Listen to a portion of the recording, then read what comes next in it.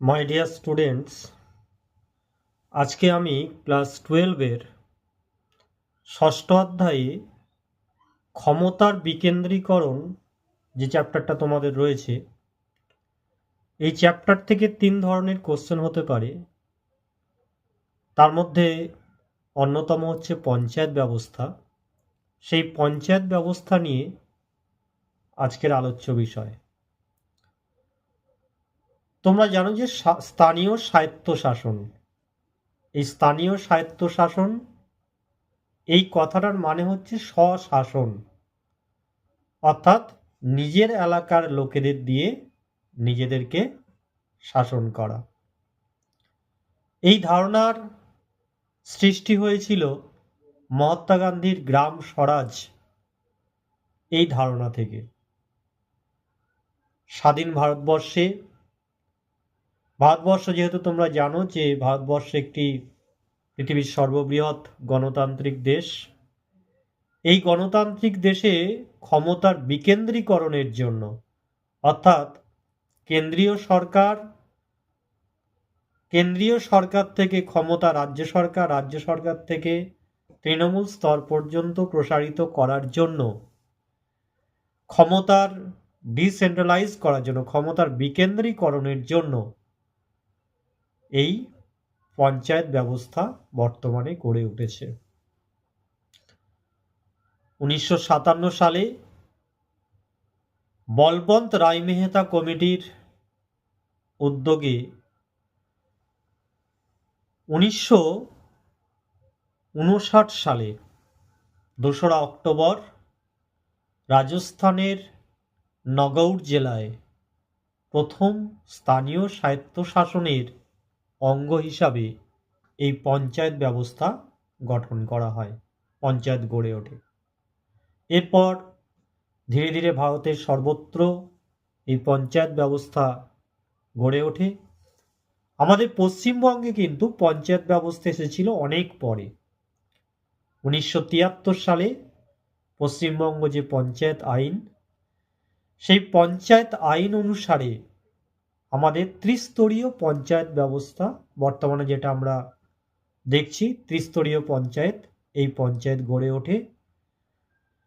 1992 সালে 73তম এর সংবিধান সংশোধন করা হয়, 73তম অ্যামেন্ডমেন্ট। সেখানে এই ত্রিস্তরীয় পঞ্চায়েত ব্যবস্থার কিছু কিছু পরিমার্জন অর্থাৎ সংশোধনও করা হয়।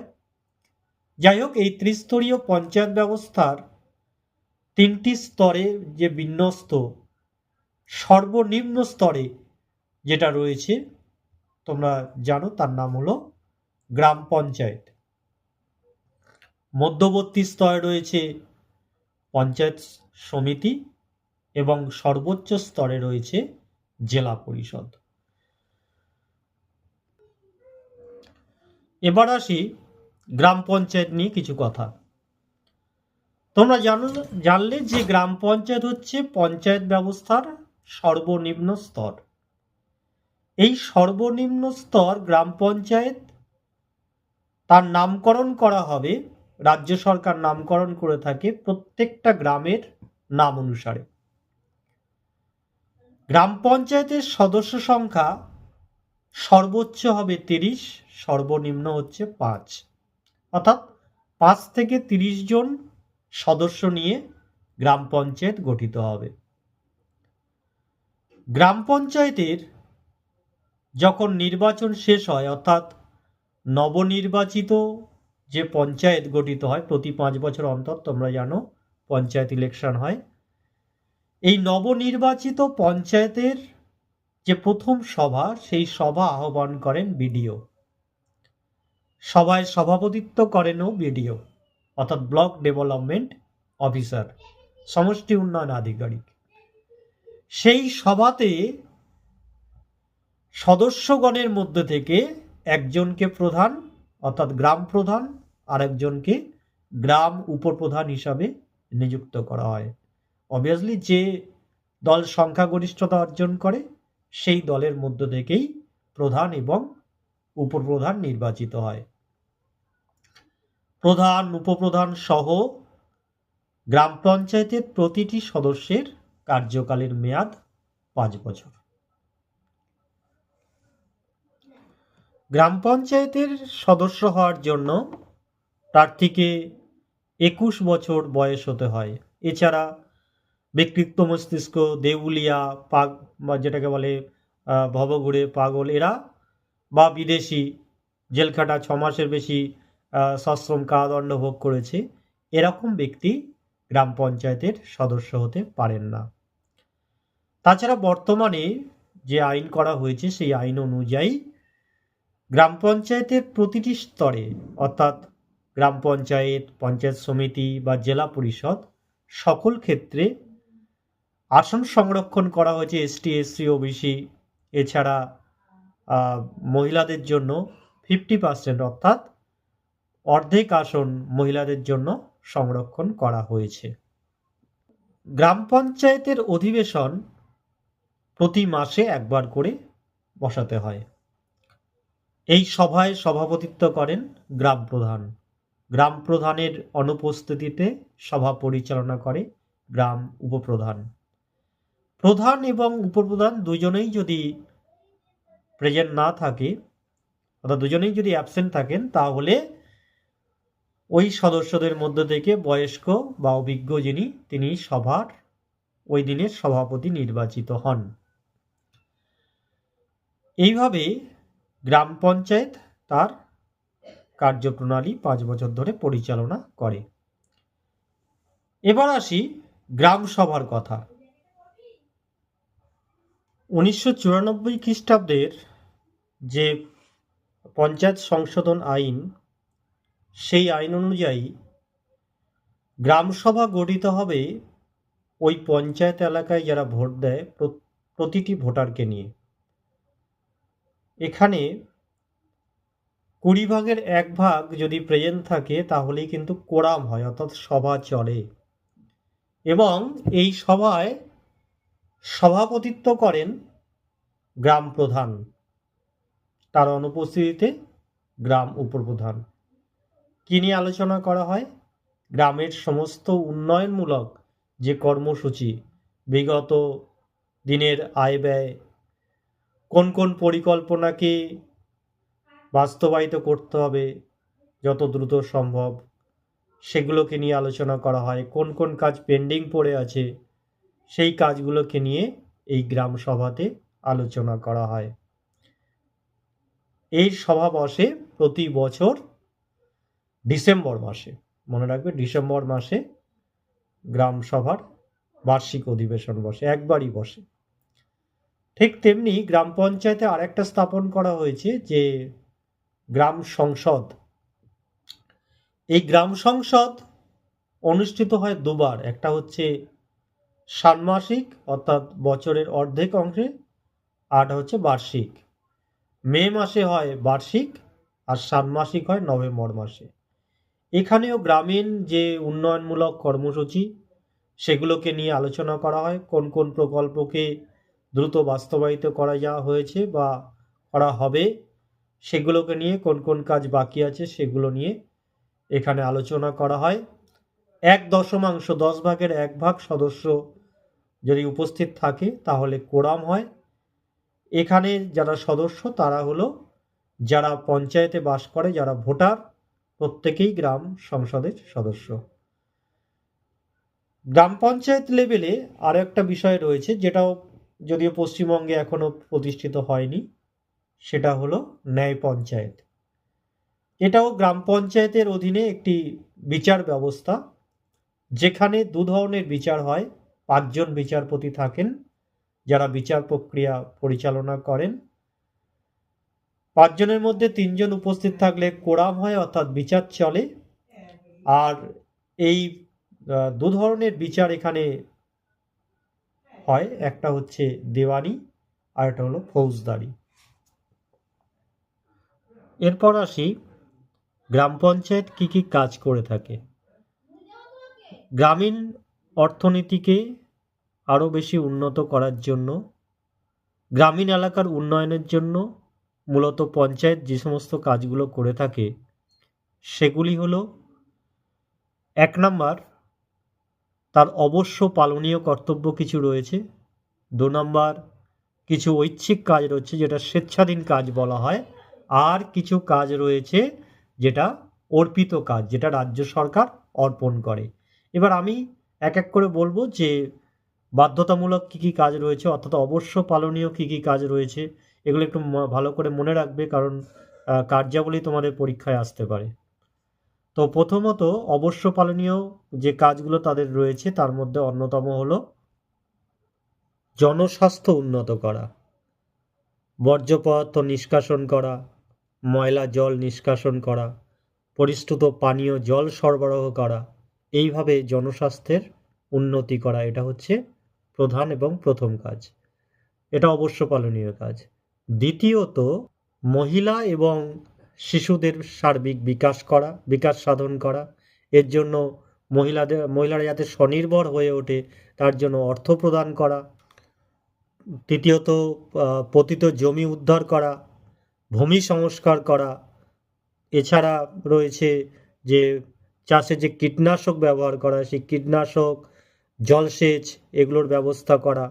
ন্যায় পঞ্চায়েত গঠন করা, যে ন্যায় পঞ্চায়েত, যদিও পশ্চিমবঙ্গে এটা নেই, কিন্তু ন্যায় পঞ্চায়েত গঠন করা এটাও একটা অবশ্য পালনীয় পঞ্চায়েতের কাজ। এছাড়া পঞ্চায়েত যে ট্যাক্স সংগ্রহ করে, যে তোমরা জানো যে খাজনা কর সংগ্রহ করে, সেটাও পঞ্চায়েতের একটি অবশ্য পালনীয় কাজ। এরপর আসি কিছু কাজ করে থাকে গ্রাম পঞ্চায়েত যেগুলো তার স্বেচ্ছাধীন বা ইচ্ছাধীন কাজ।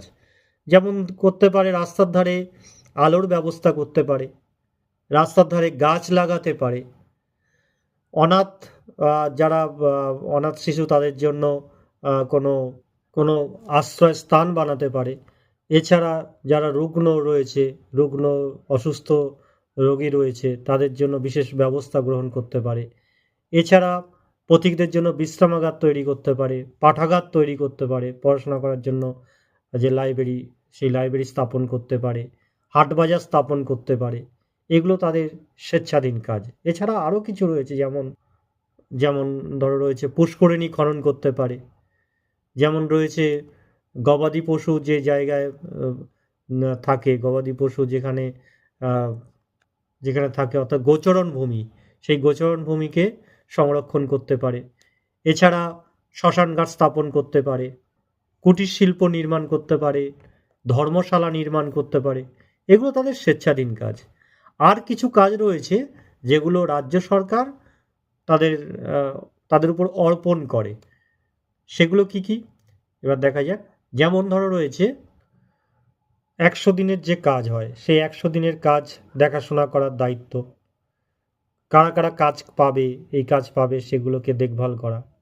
2 নম্বর, পতিত জমি উদ্ধার করা এবং সেই পতিত জমিতে কৃষিকাজের ব্যবস্থা করা।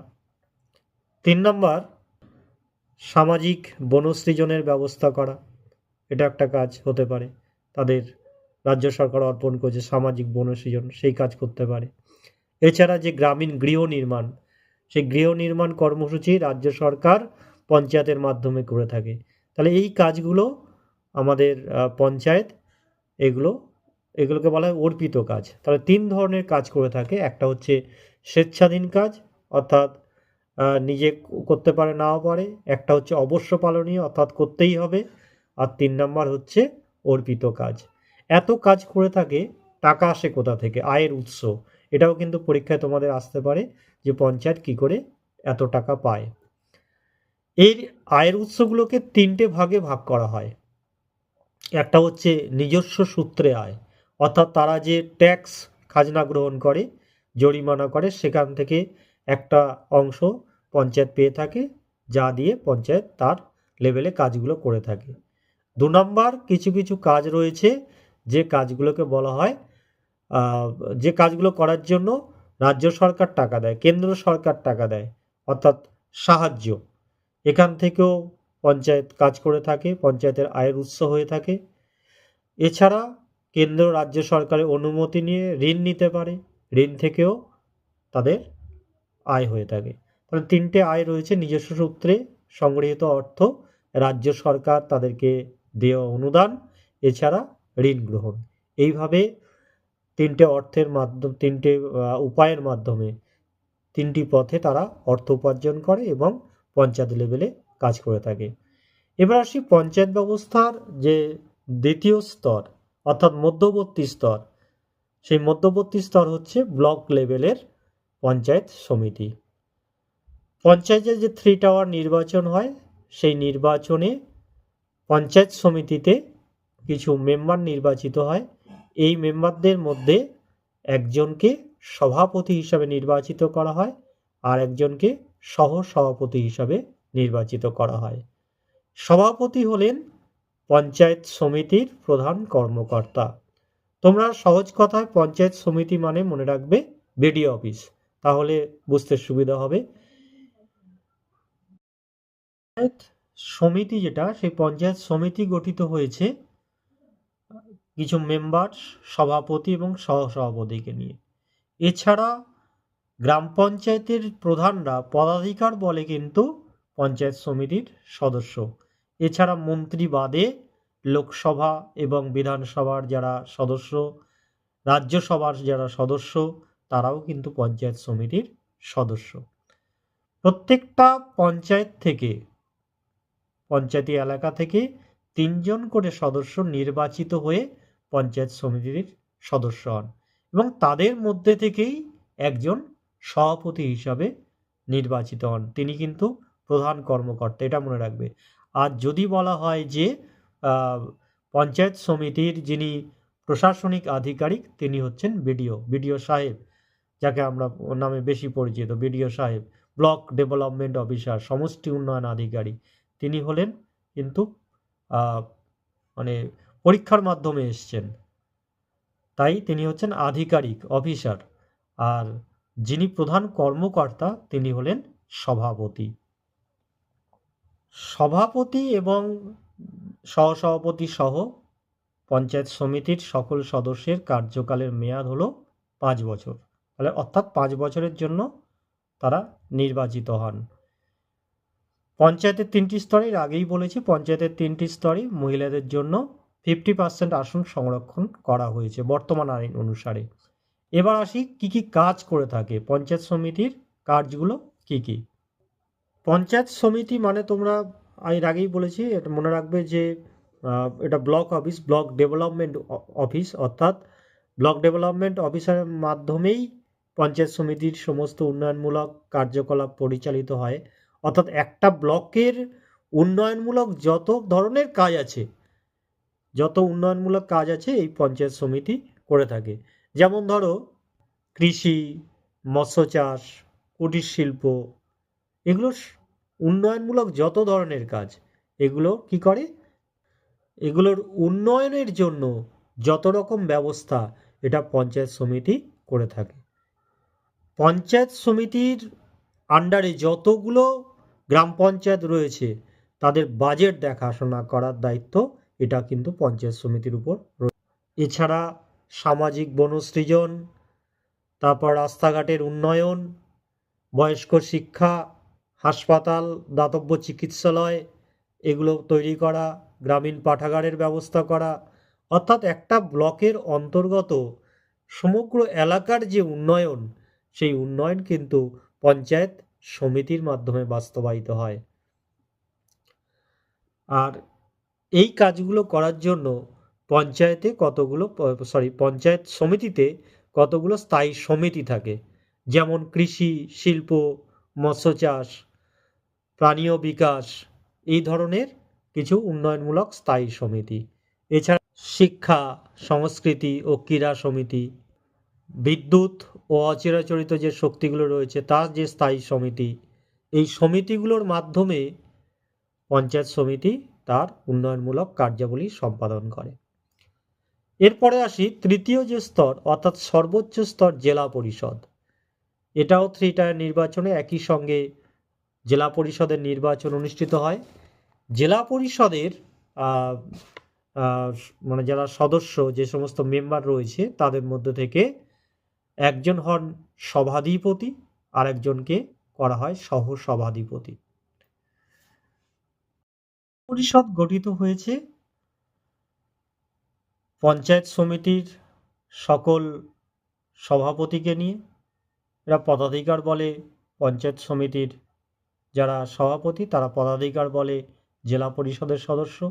এছাড়া প্রত্যেকটা পঞ্চায়েত সমিতি থেকে 3 জন করে সদস্য এরা সার্বজনীন প্রাপ্তবয়স্কের ভোটাধিকারের ভিত্তিতে জেলা পরিষদের সদস্য হিসাবে নির্বাচিত হয়।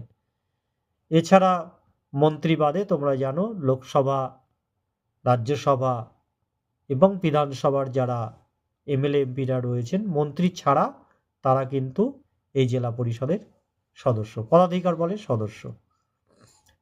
এইভাবে জেলা পরিষদ গঠিত হয়েছে এবং জেলা পরিষদের ওই পঞ্চায়েতের একই নিয়ম যে প্রতিটি স্তরের মতোই জেলা পরিষদেও 50% মহিলাদের জন্য সংরক্ষিত করা হয়েছে বর্তমান আইন অনুযায়ী। জেলা পরিষদের যিনি কর্মকর্তা, প্রধান কর্মকর্তা, তিনি হলেন সভাধিপতি। আর জেলার যিনি অ্যাডমিনিস্ট্রেটিভ অর্থাৎ যিনি আধিকারিক তিনি রয়েছেন ডিএম অর্থাৎ ডিস্ট্রিক্ট ম্যাজিস্ট্রেট বা জেলা শাসক, তিনি হলেন প্রধান যিনি আধিকারিক তিনি হলেন ডিএম। আর প্রধান যদি কর্মকর্তা বলা হয় তিনি হলেন সভাধিপতি। জেলা পরিষদ কি কি কাজ করে থাকে? পঞ্চায়েত সমিতির মতোই বা পঞ্চায়েত মতো জেলা পরিষদের প্রচুর কাজ। যেমন ধরো রয়েছে জেলা পরিষদের প্রথম যেটা কাজ, একটা জেলার উন্নয়নমূলক সমস্ত কাজ জেলা পরিষদ করে থাকে। এর জন্য প্রথম কি দরকার হয়? একটা পরিকল্পনা, এবং এই পরিকল্পনার বাস্তবায়ন এর জন্য জেলা পরিষদ কাজ করে থাকে। দ্বিতীয়ত জল সরবরাহ করা, পরিশ্রুত পানীয় জল সরবরাহ করা, ময়লা জল নিষ্কাশন করা, আর্তদের ত্রাণের ব্যবস্থা করা, মহামারী প্রতিরোধ করা, এটাও জেলা পরিষদের অন্যতম গুরুত্বপূর্ণ কাজ। এছাড়া আছে রাজ্য সরকারের অধীনে যে সমস্ত খেয়াঘাট রয়েছে, সেতু রয়েছে, কালভার্ট রয়েছে, বিভিন্ন ঐতিহাসিক ঘরবাড়ি রয়েছে, সেগুলো পরিচালনা করা, এটাও জেলা পরিষদের অন্যতম একটি কাজ। পঞ্চায়েত সমিতিগুলোর যে বাজেট, সেই বাজেট কিন্তু দেখাশোনা করার দায়িত্ব রয়েছে জেলা পরিষদের হাতে। এছাড়া গ্রাম পঞ্চায়েত এবং পঞ্চায়েত সমিতির যে টাকা দেওয়ার দায়িত্ব, সেই টাকা দেওয়ার দায়িত্ব কিন্তু এই জেলা পরিষদের। এবং সর্বোপরি জেলা পরিষদের অন্তর্গত যে গ্রাম পঞ্চায়েত এবং পঞ্চায়েত সমিতি, তাদের কাজের যে তদারকি করা, তাদেরকে নিয়ন্ত্রণ করা, সব দায়িত্ব কিন্তু জেলা পরিষদের। এবার আসি জেলা পরিষদের আয়ের উৎস। পঞ্চায়েতের অন্যান্য স্তরের মতোই জেলা পরিষদের যে আয়ের উৎস 3টে ভাগে বিভক্ত। একটা হচ্ছে নিজস্ব সূত্রে তারা কিছু আয় করে। 2 নম্বর, রাজ্য সরকার এবং কেন্দ্র সরকার বিভিন্নভাবে তাদেরকে অর্থ সরবরাহ করে থাকে, অর্থনৈতিক সাহায্য। আর 3 নম্বর, বিভিন্ন জরিমানা সূত্রে আয় করে থাকে অথবা তারা ঋণ নিয়ে থাকে। এইভাবে গ্রাম পঞ্চায়েত, পঞ্চায়েত সমিতি এবং জেলা পরিষদ তারা তাদের উন্নয়নমূলক কার্যকলাপ পরিচালনা করছে। তাদের অর্থ ঠিকমতো ব্যয় হচ্ছে কিনা তার জন্য রাজ্যপাল প্রতি বছর অর্থ কমিশন গঠন করে। 5 জন সদস্য নিয়ে যে অর্থ কমিশন গঠন করা হয়, সেই অর্থ কমিশনের কাজ হচ্ছে পঞ্চায়েতের 3টি স্তরেরই বাজেটগুলো দেখাশোনা করা, ঠিকমতো অর্থ ব্যয় হচ্ছে কিনা, সরকারি অর্থের অপচয় যাতে বন্ধ হয় তার ব্যবস্থা করা, এগুলোর দায়িত্ব রয়েছে অর্থ কমিশনের হাতে। এইভাবে 3টে যে আলোচনা করা হলো, গ্রাম পঞ্চায়েত, পঞ্চায়েত সমিতি এবং জেলা পরিষদ, প্রত্যেকেরই কীভাবে গঠন করা হয়েছে, তাদের যে কার্যাবলী, তাদের যে প্রশাসনিক যে প্রধান এবং যাকে বলা হচ্ছে মানে প্রকৃত প্রধান এবং নিয়মতান্ত্রিক প্রধান, এই দুটো বিষয় তোমরা মাথায় রাখবে।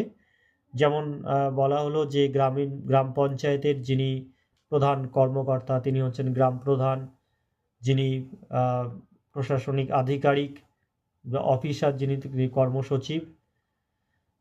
ঠিক তেমনি পঞ্চায়েত সমিতির যিনি প্রকৃত কর্মকর্তা তিনি হচ্ছেন সভাপতি, এবং যিনি প্রশাসনিক আধিকারিক বা অফিসার তিনি হলেন বিডিও। Block development officer. আর জেলা পরিষদের সর্বোচ্চ যিনি পদাধিকারী ব্যক্তি তিনি হচ্ছেন সভাধিপতি। আর যিনি পরীক্ষার মাধ্যমে নিযুক্ত বা প্রমোশনের মাধ্যমে যিনি পদ পেয়েছেন সরকারি আধিকারিক তিনি হলেন ডিএম বা ডিস্ট্রিক্ট ম্যাজিস্ট্রেট।